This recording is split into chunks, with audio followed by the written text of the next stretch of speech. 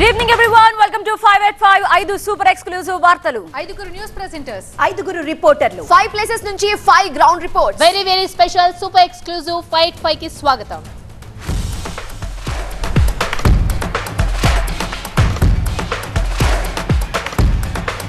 First news చూస్తే ఢిల్లీలో Telangana CM Revanth Reddy and team కేంద్ర మంత్రులతో వరుసగా భేటీ అవుతున్నారు.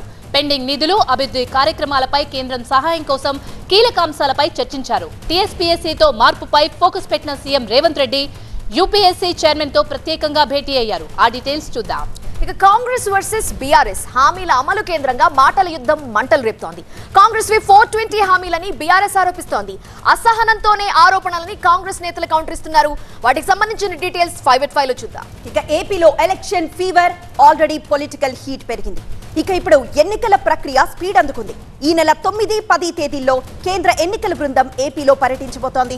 ఆ డీటెయిల్స్ చూద్దాం. ఇక ఫోర్త్ న్యూస్ చూస్తే ప్రజావాణిలో ప్రధానంగా భూ కబ్జాల వాణి వినిపిస్తోంది. రాజకీయ నేతలు తమ భూముల్ని కబ్జా చేశారంటూ ప్రజాపాలనకు ఫిర్యాదులు వెల్లువెత్తుతున్నాయి. ఆ డీటెయిల్స్ చూద్దాం 585 లో. ఇక మరొక ఎక్స్క్లూజివ్ వార్త, పట్టు పట్టగా రాదు, పడితే విడవారాదంటున్నారు ఏపీ అంగన్వాడీలు. న్యాయమైన తమ డిమాండ్లను పరిష్కరించే వరకు తగ్గేదేలే అంటున్నారు. ఆ డీటెయిల్స్ చూద్దాం ఇవాళ 585 లో ఎక్స్క్లూజివ్ గా.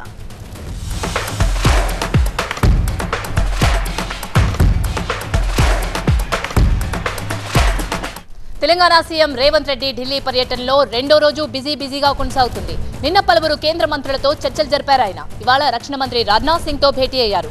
తెలంగాణకు సైనిక్ స్కూల్ ను కేటాయించాలని కోరారు. ఆ తర్వాత ఆర్థిక మంత్రి నిర్మలా సీతారామన్ ను కలిసి రాష్ట్రానికి పెండింగ్ నిధులు, కేంద్రం నుంచి ఆర్థిక సాయంపై చర్చించారు. మరోవైపు Union Public Service Commission chairman Manoj సోనీతో భేటీ అయ్యారు సీఎం రేవంత్ రెడ్డి. యూపీఎస్సీ పరీక్షల నిర్వహణపై ఈ సమావేశంలో చర్చ జరిగింది. టీఎస్పీఎస్సీని ప్రక్షాళన చేస్తామన్న రేవంత్ సర్కార్ ఇందుకోసం కసరత్తులు స్టార్ట్ చేసింది. ఇందులో భాగంగానే రేవంత్ యూపీఎస్సీ చైర్మన్ ను కలుసుకున్నారు. ఈ భేటీకి సీఎస్ శాంతికుమారితో పాటు ఉన్నతాధికారులు హాజరయ్యారు. ఇదే అంశానికి సంబంధించి మరింత సమాచారాన్ని మా అసోసియేట్ ఎడిటర్ మహాత్మా అందిస్తారు. మహాత్మా,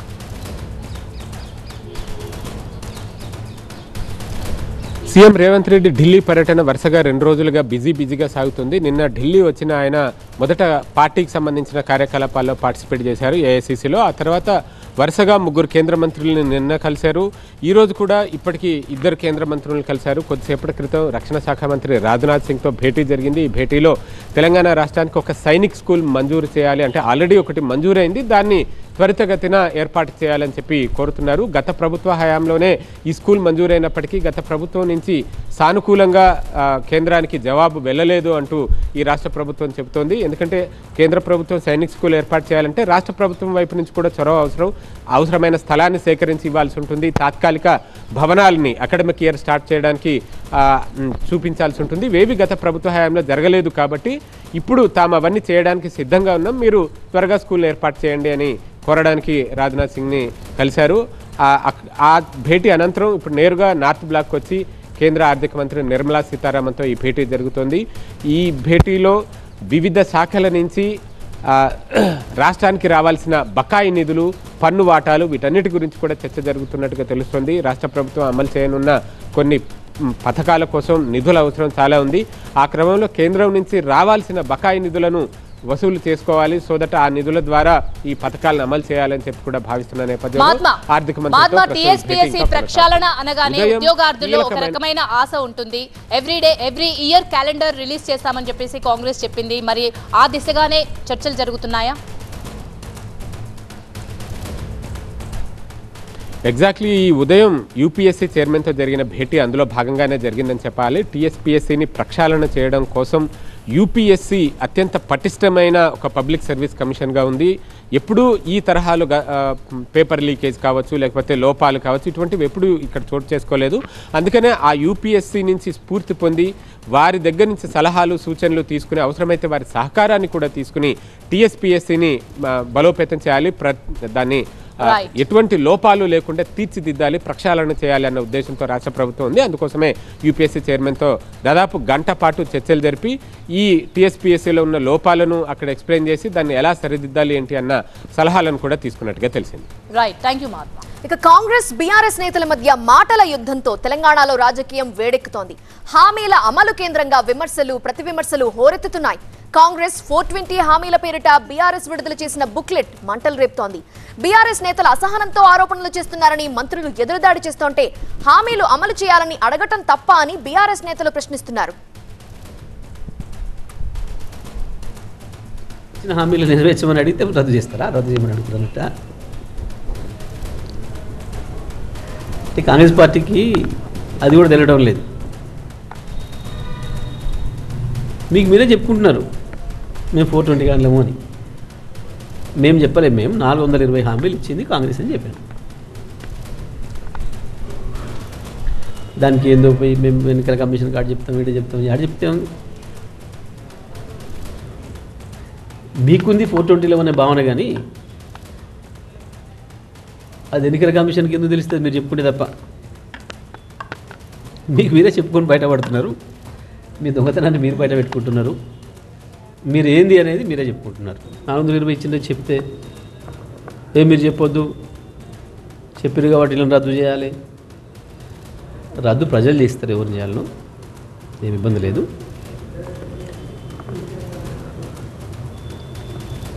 ఏముంది దాంట్లో? 420 సంఖ్య.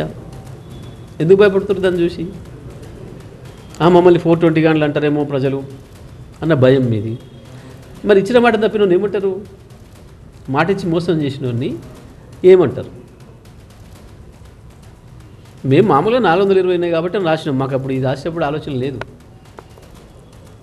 అది మీకు మొదలైంది. మేము 420 గంటల ఉన్న ఆలోచన మీకు మొదలైంది. ఇప్పుడు కనబడుతుంది మీ భయం చూస్తే. ఎందుకు భుజాలు అడుగుకుంటున్నారు? ఒకవేళ చూసి 420 కాకపోతే మరి 419 ఉన్నాయా, 18 ఉన్నాయా, మేము మర్చిపోయింది ఉంటే 421 ఉన్నాయా చెప్తే అదే రాస్తాం. ఏమైంది? Bad luck. ఇక టైం బాగలేదు. గవర్నమెంట్ చూడటానికి నేను బయట ఉన్నా, కానీ నేను లోపల ఉంటే ఆడుతుంటే ఆట వీళ్ళతోటి. నేను లోపల ఉంటే నేను టైం బాగుండి నేను ఎమ్మెల్యేగా ఉండుంటే కేటీఆర్ని హరీష్ రావుతో ఆడుకుంటుంటే మంచిగా. అట్లేం లేదు. నాకు తెలుసు వాళ్ళతో ఎట్లా ఆడుకోవాలో.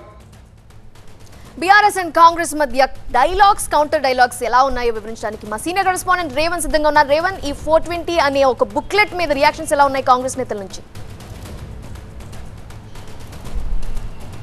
ముఖ్యంగా ఎన్నికలు ముగిసిన తర్వాత రాష్ట్రంలో కాంగ్రెస్ కొత్త ప్రభుత్వం ఏర్పడింది. దీంతో అధికార కాంగ్రెస్, ప్రతిపక్ష బీఆర్ఎస్ పార్టీల మధ్య కొంత డైలాగ్ వారైతే కొనసాగుతుంది. ముఖ్యంగా హామీల కేంద్రంగా 420 అనే పేరుతోటి బీఆర్ఎస్ చేసినటువంటి కామెంట్తో ఒక్కసారిగా ఈ రాష్ట్రంలో రెండు పార్టీల మధ్య అయితే మంటలైతే రాజుకున్నటువంటి పరిస్థితి కనిపిస్తోంది. ముఖ్యంగా అంటే కాంగ్రెస్ పార్టీ ఆచరణ సాధ్యం కానటువంటి 420 హామీలు ఇచ్చిందంటూ 3 రోజుల క్రితం అంటే టీఆర్ఎస్ వర్కింగ్ ప్రెసిడెంట్ ఎవరైతే ఉన్నారో కేటీఆర్ 420 బుక్లెట్ పేరుతో కూడా విడుదల చేశారు. దీనిపై వెంటనే కాంగ్రెస్ కూడా తీవ్రంగా విమర్శించింది. ప్రజలను ట్వీట్ చేసినటువంటి బీఆర్ఎస్ పార్టీ 420 అంటూ కూడా కాంగ్రెస్ కౌంటర్ చేసింది. ఈ నేపథ్యంలో నిన్న ఎవరైతే కాంగ్రెస్ అంటే నేత ఉన్నాడో నిరంజన్ అంటే ఎన్నికల సంఘానికి కూడా వికాస్ రాజును కలిసి కూడా బీఆర్ఎస్ అంటే పార్టీ గుర్తును రద్దుంపులు చేయాలని చెప్పి కూడా ఆయన వినతి పత్రం ఇవ్వడం జరిగింది. దీంతో వెంటనే బీఆర్ఎస్ మాజీ మంత్రి జైషెడ్ కూడా తీవ్రంగా స్పందించారు. 420 ఆచరణ సాధ్యం కానటువంటి హామీలు ఇచ్చినటువంటి కాంగ్రెస్ ప్రభుత్వం హామీలను తప్పించుకునే ప్రయత్నం చేస్తుంది. వారికి వాళ్లే ఉలిక్కిపడుతున్నారు 420 అని చెప్పి కూడా జైషెడ్ తీవ్రస్థాయిలో విరుచుకుపడ్డ నేపథ్యంలో ఒక్కసారిగా కాంగ్రెస్ బీఆర్ఎస్ నేతల మధ్య మాటలు రాజుకున్నాయి. మంటలు కూడా రాజేస్తున్నటువంటి పరిస్థితి. తాజాగా కొద్దిసేపటి క్రితం కూడా కాంగ్రెస్ వర్కింగ్ ప్రెసిడెంట్ జగ్గారెడ్డి కూడా తీవ్ర స్థాయిలో విరుచుకుపడేటువంటి పరిస్థితి. గతంలో బీఆర్ఎస్ ప్రభుత్వం చాలా హామీలు ఇచ్చినటువంటి హామీలు కూడా ఒకటి కూడా అమలు చేయనటువంటిది బీఆర్ఎస్ పార్టీ 420నే. కేసీఆర్ తెలంగాణ ప్రజలను పూర్తి స్థాయిలో పెద్ద మొత్తంలో మోసం చేసినటువంటి కేసీఆర్ కుటుంబమే 420 అంటూ కూడా ఆయన తీవ్ర స్థాయిలో విరుచుకుపడినటువంటి పరిస్థితి కనిపిస్తూ ఉంది. గత 3 రోజులుగా ఈ 420 బుక్లెట్ విడుదలైనప్పటి నుంచి కూడా బీఆర్ఎస్ కాంగ్రెస్ నేతల మధ్య పెద్ద ఎత్తున మాటల యుద్ధం కొనసాగుతుంది. మంటలు కూడా రాజేస్తున్నటువంటి పరిస్థితి కనిపిస్తూ ఉంది. ఒకరికి మించి ఒకరు నేతలు పోటీ పడి కూడా విమర్శిస్తున్నటువంటి పరిస్థితి కనిపిస్తోంది. దీంతో ఒక్కసారిగా రాజకీయాలు తీటెక్కాయి. మరికొద్ది రోజుల్లోనే పార్లమెంట్ ఎన్నికలు ఉన్న నేపథ్యంలోనే ఇప్పుడే రాజకీయాలు ఒక్కసారిగా ఈ హామీల కేంద్రంగా జరుగుతున్నటువంటి డైలాగ్ వారితో ఒక్కసారిగా రాష్ట్ర రాజకీయాలు వేడికినట్టుగా మనం భావించవచ్చు. ఓకే. ఇక ఏపీలో ఎన్నికల వాతావరణం వేడెక్కుతోంది. అధికారమే లక్ష్యంగా అన్ని పార్టీలు వ్యూహాలకు పదును పెడుతున్నాయి. మరోవైపు ఎన్నికల ప్రక్రియకు సంబంధించి సమీక్షలు శరవేగంగా జరుగుతున్నాయి. ఈ నెల 9, 10 తేదీల్లో కేంద్ర ఎన్నికల సంఘం బృందంలో ఏపీలో పర్యటించనుంది. సార్వత్రిక ఎన్నికల ఏర్పాట్లపై సమీక్ష నిర్వహించే అవకాశం ఉంది. రీసెంట్ గా ఏపీలో ఎన్నికల ఏర్పాట్లపై సీఎస్ జవహర్ రెడ్డి ఉన్నతాధికారులతో సమీక్ష నిర్వహించారు. ఈ నెల 10న కేంద్ర ఎన్నికల సంఘం ప్రతినిధులు సీఎస్, డీజీపీతో పాటు పలు శాఖల అధికారులతో సమీక్ష నిర్వహిస్తారు. మద్యం, నగదు అక్రమ రవాణా అరికట్టడం, చెక్ పోస్టుల ఏర్పాటుపై ముఖ్యంగా చర్చ జరిగే అవకాశం ఉంది. తాజా పరిణామాల క్రమంలో ఇక ఎనీ టైం ఎలక్షన్ షెడ్యూల్ రావడమే తరువాయి అనే చర్చ జరుగుతోంది. మా చీఫ్ రిపోర్టర్ ఎంపీ రావు మరింత సమాచారం అందిస్తారు. ఎంపీ రావు, ఇప్పటికే ఏపీలో ఎన్నికల మూడ్ కనపడుతోంది. ఇప్పుడు ఈసీ టూర్ తో మరికొన్ని రోజుల్లోనే ఎలక్షన్ షెడ్యూల్ వచ్చే అవకాశం కనిపిస్తోంది అన్నది ఖరారైనట్లేనా? ఖచ్చితంగా, ఎందుకంటే ఇప్పటికే సెకండ్ టైము ఎన్నికల కమిషన్ బృందం ఆంధ్రప్రదేశ్కు వస్తుంది. గత నెలలో 22, 23 తేదీల్లో సిఈసి టీము విజయవాడకు వచ్చారు. 2 రోజుల పాటు అన్ని జిల్లాల కలెక్టర్లు, అలాగే రాష్ట్ర స్థాయి అధికారులు, సిఎస్, డీజీపీతో పాటుగా రాష్ట్ర ఎన్నికల ప్రధాన అధికారితో కూడా భేటీ అయ్యి ఎన్నికలకు సంబంధించి ఎలాంటి ఏర్పాట్లు చేయాలనే దానికి సంబంధించి ప్రాథమికంగా కొన్ని గైడ్లైన్స్ కూడా జారీ చేశారు. అధికారులు ఎలాంటి ఏర్పాట్లు చేయాలనే దానికి సంబంధించి కూడా పలు సూచనలు చేయడంతో పాటుగా దిశానిర్దేశం కూడా చేశారు. మళ్ళీ తాజాగా 9, 10 తేదీల్లో సిఈసి టీము 2 రోజుల పాటు ఆంధ్రప్రదేశ్ పర్యటనకు వస్తుంది. 10వ తేదీన ఏపీ సీఎస్తో పాటు సీఎస్ జవహర్ రెడ్డితో పాటుగా డీజీపీ రాజేంద్ర రెడ్డి, అలాగే సీఈఓ ముఖేష్ కుమార్ మీనాతో పాటుగా పలు శాఖల ఉన్నతాధికారులతోటి కేంద్ర ఎన్నికల సంఘం బృందం ప్రతినిధులు సమావేశం అవుతున్నారు. ప్రధానంగా ఎన్నికలకు సంబంధించి ఇంకా ఇదే ఫైనల్ మీటింగ్గా చెప్పుకోవచ్చు. ఎందుకంటే ఏర్పాట్లు ఏ విధంగా చేయాలి, ఇప్పటికే రాష్ట్రంలో మొత్తం 46,165 పోలింగ్ స్టేషన్లో ఎన్నికలు జరిపేందుకు ఇప్పటికే ఎన్నికల కమిషన్ ఏర్పాట్లు కూడా చేస్తుంది. కాబట్టి దానికి సంబంధించి ఏర్పాట్లు ఎలా ఉండాలి, అలాగే అక్రమ మద్యము, గంజాయి, నగదు రవాణాకు సంబంధించి ఎలాంటి జాగ్రత్తలు తీసుకోవాలనే దాని మీద కూడా సిఈసి బృందము దిశానిర్దేశం చేసే అవకాశం ఉంది. 9వ తేదీ సాయంత్రం విజయవాడకు చేరుకుంటారు. 10వ తేదీన ఉన్నతాధికారులతో సమావేశం జరగనుంది. ఎంపీ రావు. ఇక 4th న్యూస్ చూస్తే హైదరాబాద్ లో ప్రజావాణి కార్యక్రమానికి ఫిర్యాదులు వెల్లువెత్తుతున్నాయి. ప్రజావాణిలో భూ వివాదాలకు సంబంధించిన అంశాలు ఎక్కువగా కనిపిస్తున్నాయి. అందులోనూ ఎమ్మెల్యేలు, ప్రజాప్రతినిధులపైనే కంప్లైంట్స్ ఎక్కువగా వస్తున్నాయి. తాజాగా కాంగ్రెస్ ఎమ్మెల్యే ప్రేమ్ సాగర్ రావు, మాజీ మంత్రి మల్లారెడ్డి తమ భూములను కబ్జా చేశారంటూ ప్రజావాణిలో ఫిర్యాదు చేశారు పలువురు బాధితులు. దీనికి సంబంధించి మరింత సమాచారం మా కరెస్పాండెంట్ శ్రవణ్ అందిస్తారు. శ్రవణ్, మంగళవారం, శుక్రవారం ప్రజావాణి కార్యక్రమం జరుగుతుంది. ఈ కార్యక్రమానికి ఎక్కువగా ఫిర్యాదులు వస్తున్నాయి, అవి కూడా భూ వివాదాలకు సంబంధించి. దీనిపై మరి ప్రభుత్వం నుంచి ఎలాంటి రెస్పాన్స్ వస్తోంది, అసలు బాధితులు ఏం చెప్తున్నారు? మొత్తానికి కాంగ్రెస్ ప్రభుత్వం తెలంగాణలో అధికారంలోకి రాగానే సీఎం రేవంత్ రెడ్డి ప్రమాణ స్వీకారం చేసిన నెక్స్ట్ డేనే ప్రజావాణి కార్యక్రమానికి అటెండ్ అయ్యారు. అంటే డిసెంబర్ 8వ తారీఖు, అంటే మొత్తం డిసెంబర్ 8 నుంచి ఇప్పటివరకు కౌంట్ చేసుకుంటే 11 రోజుల్లో ప్రజావాణి కార్యక్రమం జరిగింది. డిసెంబర్ 8, 9, 10 వరుసమటి 3 రోజులు ప్రజావాణి కార్యక్రమం జరిగింది. ఆ తర్వాత నుంచి వారంలో 2 రోజులు ప్రతి మంగళవారం, ప్రతి శుక్రవారం ఉదయం 10 గంటల నుంచి 1 గంట వరకు ఆ దరఖాస్తులను స్వీకరిస్తున్నారు. అయితే ప్రజావాణిలో వివిధ రకాల సమస్యలు వస్తున్నాయి. అందులో ముఖ్యంగా భూకు సంబంధించిన భూ లావాదేవీలకు సంబంధించిన సమస్యలతో అత్యధికంగా బాధితులు వస్తున్నట్టుగా తెలుస్తోంది. అందులో ధరణి సమస్యలకు సంబంధించిన ఫిర్యాదులు ఎక్కువగా అందుతున్నాయి. ఇప్పటివరకు సుమారుగా 40,000కు పైగా అప్లికేషన్స్ ప్రజావాణిలో వస్తే అందులో 20,000కు పైగా ధరణికి సంబంధించిన సమస్యలతో అధికంగా వస్తున్నారు. ఆ తర్వాత రెవెన్యూకి సంబంధించిన సమస్యలు అధికంగా ఉన్నాయి. భూ కబ్జాలకు సంబంధించిన సమస్యలు ఎక్కువగా ఉన్నాయి. రెవెన్యూ డిపార్ట్మెంట్లో ఉన్న అధికార అలసత్వము, లంచగొండితనము, ఇటువంటి అంశాల మీద ఎక్కువగా వస్తున్నాయి. దాని తర్వాత డబుల్ బెడ్రూమ్లకు సంబంధించిన applications second and third position తీసుకుంటుంది డబుల్ బెడ్రూమ్లు కావాలని. అయితే ప్రజాపాలన కార్యక్రమంలో డబుల్ బెడ్రూమ్లకు సంబంధించి అప్లికేషన్స్ తీసుకుంటుండటంతో గత వారం రోజులుగా కొద్దిగా ఈ డబుల్ బెడ్రూమ్లకు సంబంధించిన అప్లికేషన్ల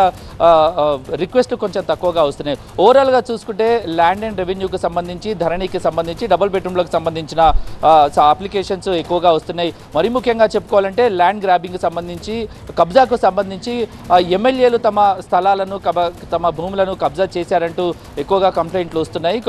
గత వారం చూసుకుంటే దానం నాగేందర్ బేగంపేట ఏరియాలో ఉన్న ఒక 5 ఎకరాల స్థలాన్ని కబ్జా చేసే ప్రయత్నం చేశారు అని చెప్పేసి బాధితులు బాహటంగా అక్కడికి వచ్చి ప్రజావాణి ముందు తమ సమస్యను గోడును వెళ్ళబుచ్చుకునే ప్రయత్నం చేశారు. ఇదే టైంలో అక్కడికి వచ్చి సంబంధిత ఎమ్మెల్యేకి సంబంధించిన వ్యక్తి ఆ వీడియోను చిత్రీకరిస్తుండగా వాళ్ళకి, కబ్జాదారులకి, దానికి మళ్ళగా బాధితులకు మధ్య చిన్న వాగ్వాదం జరిగింది. పోలీసులు ఎవరైతే వీడియో తీసే ప్రయత్నం చేశారో అతన్ని అదుపులోకి తీసుకొని స్టేషన్కి తరలించారు. పోలీస్ స్టేషన్ వరకు వ్యవహారం వెళ్ళింది.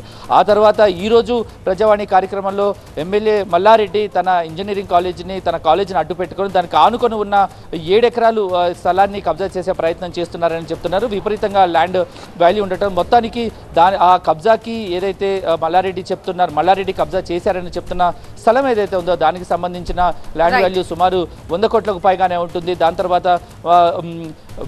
ఎమ్మెల్యే ప్రేమ్ సాగర్కి సంబంధించిన కూడా ఒక ఎమ్మెల్యేకి సంబంధించి తమ భూములను కబ్జా చేస్తున్నారు అని ప్రతి వారం కూడా ప్రజావాణికి ఆ ఫిర్యాదులు ఎక్కువగా వస్తున్నాయి. ప్రతి వారం ఎమ్మెల్యే ప్రేమ్ సాగర్ తమ స్థలాన్ని కబ్జా చేస్తున్నారంటే వస్తున్నారు.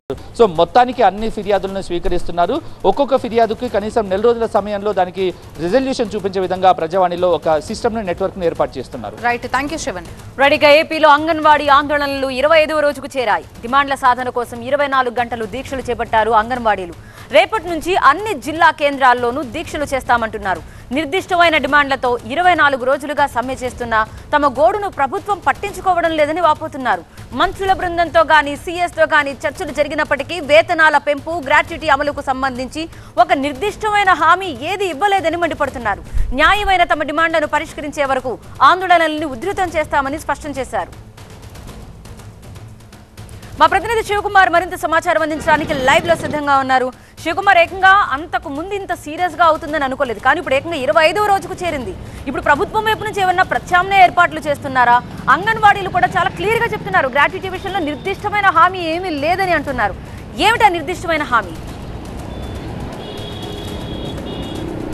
ఖచ్చితంగా ప్రభుత్వం వైపు నుంచి ఒక నిర్దిష్టమైనటువంటి హామీ వచ్చే వరకు కూడా మా పోరాటం ఆపమని ఒకవైపు అంగన్వాడీ వర్కర్స్ చెప్తూ ఉన్నారు. మరోవైపు ప్రభుత్వం మీకు ఒక డెడ్ లైన్ పెడుతున్నాము, విధుల్లోకి వచ్చి చేరాలంటూ కూడా ప్రభుత్వం చెప్తున్నప్పటికీ కూడా వీళ్ళ యొక్క ఆందోళన అయితే కొనసాగుతూ ఉన్నట్టు ఉన్నాయి. ఈరోజు 25వ రోజు రిలే నిరాహార దీక్షలు కూడా చేపట్టారు. ప్రస్తుతం ఇక్కడ అంగన్వాడీ ఆశా వర్కర్లు యూనియన్ నేతలు కూడా ఉన్నారు. ఎప్పటి వరకు మీరు ఈ పోరాటం చేస్తారు? అసలు మీ యొక్క ప్రధానమైన డిమాండ్స్కి సంబంధించి ప్రభుత్వం ఏమన్నా స్పందిస్తుందా మీతో? ఈ రోజుకి రాష్ట్రంలో ఉన్న 1,00,000 మంది అంగన్వాడీలు 25 రోజుల నుండి నిరవధికంగా సమ్మె జరుగుతూ ఉంది. ఈ సమ్మెకి ఈ రాష్ట్ర ప్రభుత్వమే బాధ్యత వహించాలి. మేము గత 4.5 సంవత్సరాలుగా అంగన్వాడీ వర్కర్లు, హెల్పర్లు, మినీ వర్కర్లు సమస్యల మీద ప్రభుత్వం దృష్టికి తీసుకెళ్ళినా ఏమాత్రం చలనం లేని కారణంగానే ఈ నిరవధిక సమ్మెకి వెళ్లాల్సి వచ్చింది. ప్రభుత్వం చర్చల పేరుతోటి తాత్సారం చేస్తూ ఉంది, కాలయాపన చేస్తూ ఉంది. కానీ ప్రధానంగా అంగన్వాడీలకి కనీస వేతనాలు అమలు చేయాలి, గ్రాట్యుటీ అమలు చేయాలని చెప్పేసి డిమాండ్లు ఏవైతే ఉన్నాయో వాటిని గురించి 5 సార్లు చర్చలు జరిగినా కూడా ఈ ప్రభుత్వం ఏమాత్రం పట్టించుకోలేదు, పరిష్కారం తీసిన ఆలోచన చేయలేదు.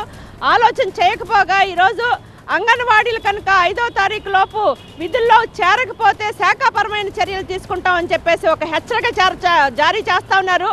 ఇలాంటి హెచ్చరికలకు అంగన్వాడీలు భయపడరు అని చెప్పేసి ఈ ప్రభుత్వానికి మేము హెచ్చరిక చేస్తా ఉన్నాం. అంగన్వాడీ ఉద్యమం చరిత్ర ఈరోజు జగన్మోహన్ రెడ్డి గారు తెలుసుకోవాలి అని చెప్పేసి కోరుతున్నాం. ఎందుకంటే అంగన్వాడీలు ఈ పాటికి ఈ స్థాయిలో వేతనాలు పెరిగినాయి అంటే పోరాటాల ఫలితంగానే పెంచుకోగలిగాం. ఇప్పుడైనా రాష్ట్ర ప్రభుత్వం బెదిరింపు ధోరణులను మానుకోవాలి. ఈరోజు అంగన్వాడీలు అడిగే న్యాయమైన డిమాండ్. ఎన్నికలు సమీపిస్తున్నాయి, కొంతమంది రాజకీయ పార్టీ నేతలే ఈ పోరాటాలు చేపిస్తున్నారని చెప్పని కొన్ని విమర్శలు వినపడుతూ ఉన్నాయి. దీన్ని ఎలా చూస్తారు? అది శుద్ధ తప్పు.